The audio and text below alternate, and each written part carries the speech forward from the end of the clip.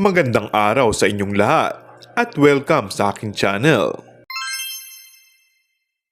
Nagdiwang ng kaarawan ng kapatid ni Kim Chu na si Ate Lakam nitong Sabado. Sa Instagram, ibinandera ng TV host actress ang isang video na ipinapakita ang ilang throwback pictures nilang mag-ate.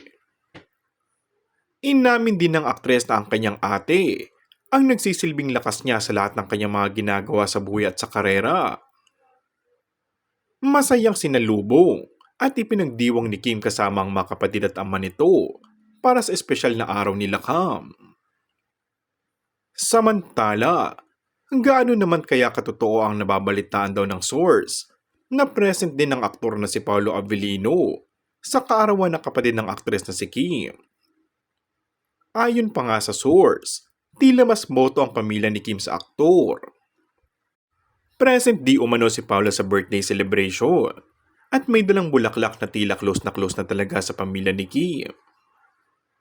Makikita naman daw yan sa kanilang body language at gustong gusto raw sa Paulo ng pamilya ni Kim.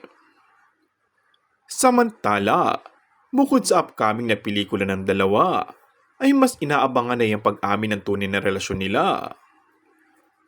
Hinihiritan nga ng Kim Pao fans na oras na umano para magsalita na si Paolo dahil nauna nang umamin ng ex nito bilang gentleman itong si Paolo Avellino. Kung bago ka lang sa akin channel ay mag-subscribe at pindutin na rin ang notification bell. Maraming salamat!